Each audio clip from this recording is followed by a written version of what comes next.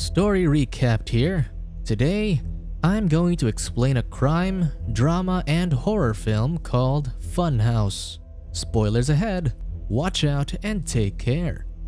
After being infamous for marrying and divorcing a pop star and starring in a reality show with her, Casper wants to be done with a life of doing reality TV.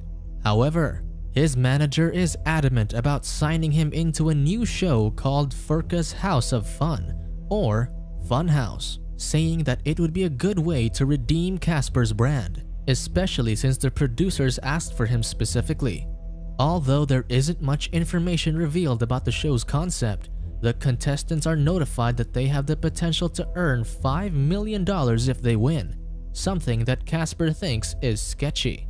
Nonetheless, he finds himself waking up in a small bedroom with a letter beside him that welcomes him to the funhouse. As he goes out into the common area, he meets the other contestants, Headstone, Nevin, and Kat.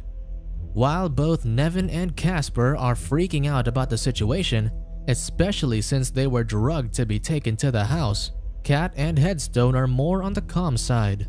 Headstone even states that he read the contract for the show before signing it, telling Nevin that the contract includes the drugging and that they won't have any access to their phones. The contract also says they will be confined in the funhouse until the show is over. Nevin, who's clinically claustrophobic, isn't feeling too thrilled about the situation, but Headstone reminds them about the $5 million cash prize. Soon enough, the rest of the contestants join them in the common area: Ximena, Ula, Dex, and lastly, Lonnie, whom Casper immediately finds interesting.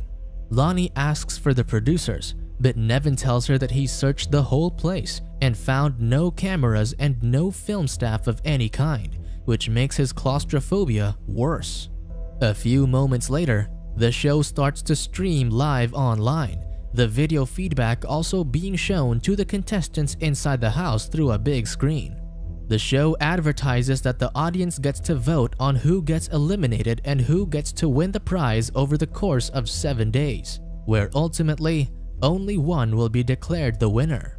One by one, the introduction sequence of the series showcases each of the contestants, revealing that they're all social media stars that became famous because of unpleasant and senseless things.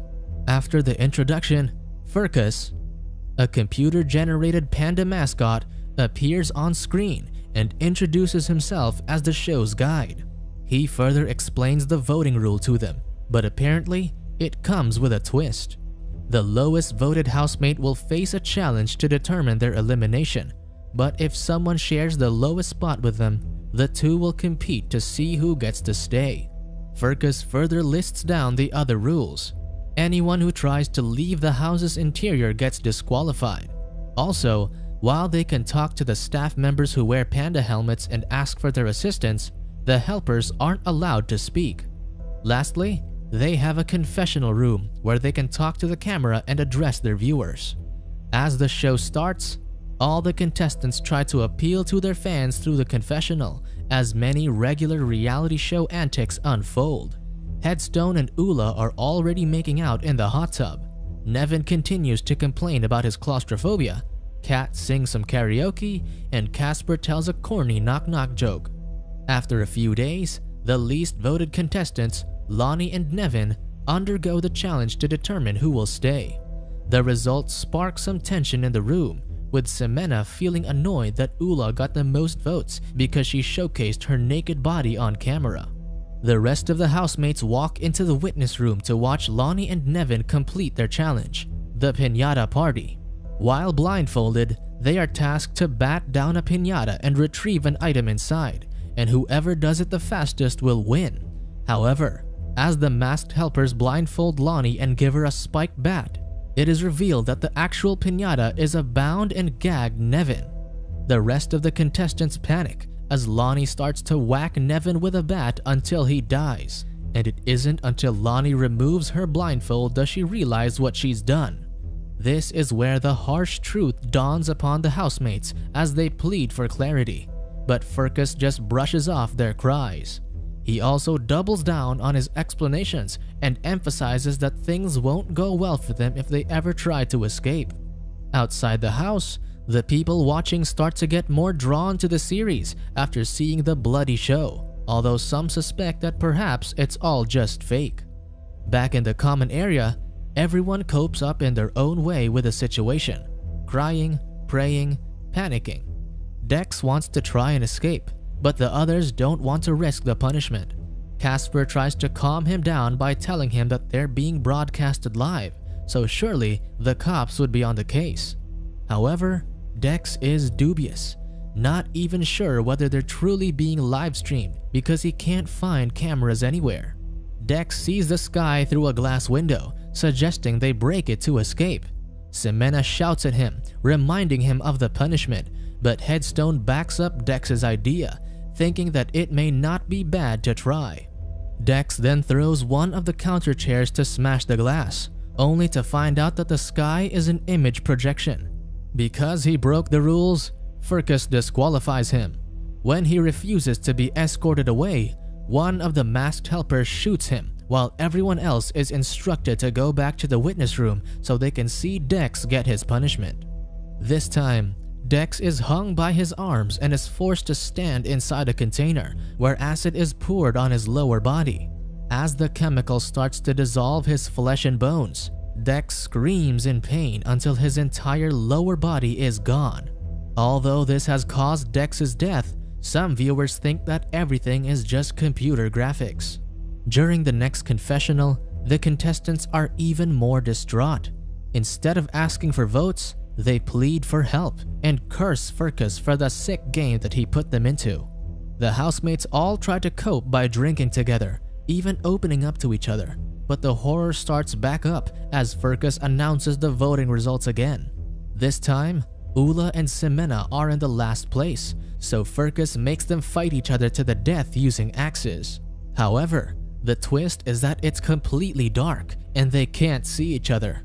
The two start to swing aimlessly, Ximena filled with determination to win against Ula, who drops her axe as she trips. Ula holds on to the wall for dear life as she tries her best to avoid Ximena's attacks, but soon enough, she gets her bearings back. She then takes her axe as she comes up from behind Ximena and delivers a finishing blow, making her the victor.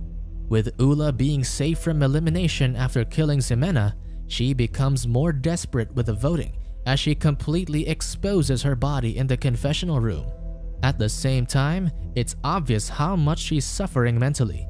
Meanwhile, in the outside world, authorities try to find the location of the house to save the celebrity contestants, but they're having a hard time due to the intense security that Furcus has set to make sure they won't be found.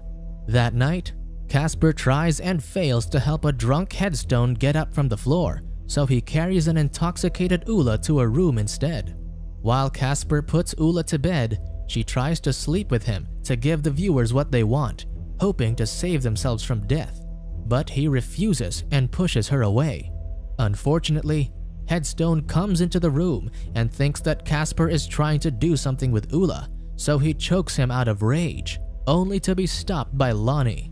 The following day, the result of the next voting is shown to them, with Casper climbing in the first place and Ula dropping down to last place. Ula's challenge is simple enough, a matching game with her pictures that she must complete within 2 minutes. Nevertheless, she still fails, but instead of outright being killed, Furcus offers her another game mechanic, the Wheel of Fun.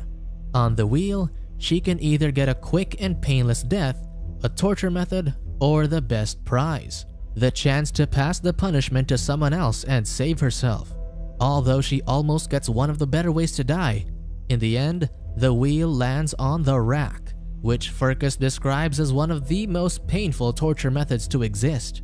As one of the staff members tries to take Ula, she fights back and jumps the man, killing him with just her teeth.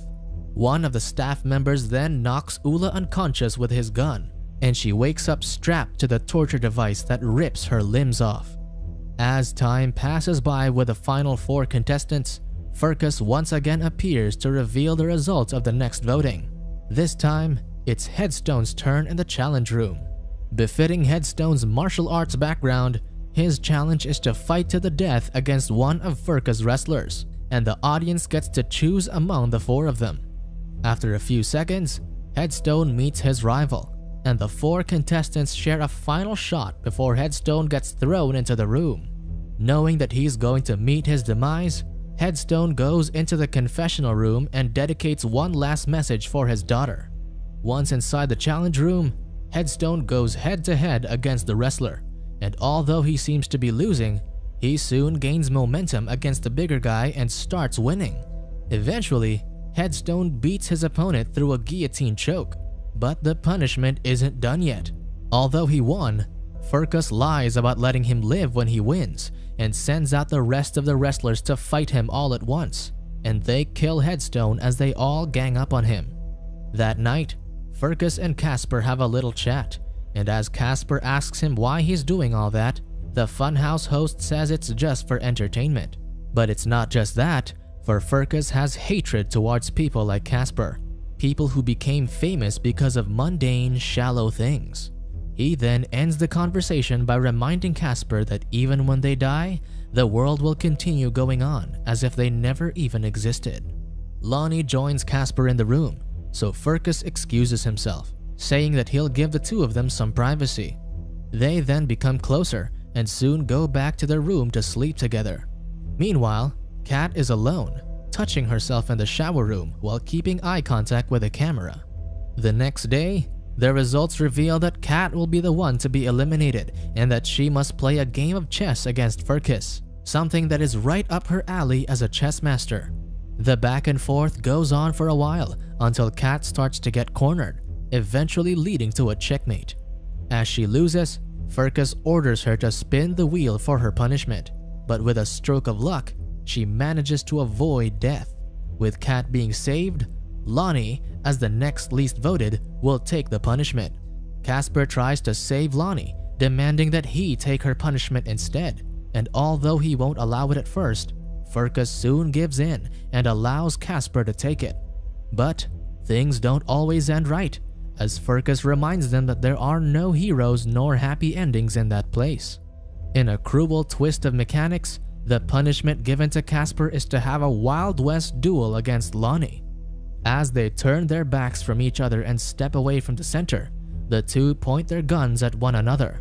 However, in the end, they decide to shoot themselves in the head instead. Meanwhile, in the outside world, the authorities have tracked down the location of the funhouse, finding a small trap door in an empty field with a panda icon. The officers open it up, only to find a small compartment with the heads of the dead contestants, as well as a stuffed panda bear that holds what appears to be a bomb. With 2 contestants dying at the same time, Kat is declared the winner of the funhouse. She finds herself exiting the woods and into a remote road, holding a bag full of the money she has won. The news coverage reports the details of the grisly incident, even noting that the fake panda bomb the authorities found was a decoy server planted to make sure that Furka doesn't get tracked down. After being investigated about what happened, Kat is soon released by the FBI. She then watches a talk show featuring Nero Alexander, a famous self-made billionaire who became the successful rich man he is by working hard to get where he is. Unfortunately, unbeknownst to the world, he is also the man behind Furka's House of Fun. In his interview, he even reiterates the same points that he made as Furka to Casper back in the funhouse, that today's youth revolves too much around social media and how the wrong people are gaining recognition just because of worthless fame. Later on, back in his mansion, Nero welcomes a visitor, Kat. They greet each other with a kiss, revealing that they've been working together all along, as he asks whether she had fun inside the funhouse. Kat then says yes, but she also tells him that she won't let him win at chess next time. Subscribe to watch more videos like this. Turn on notifications. And leave a like, it really helps the channel out.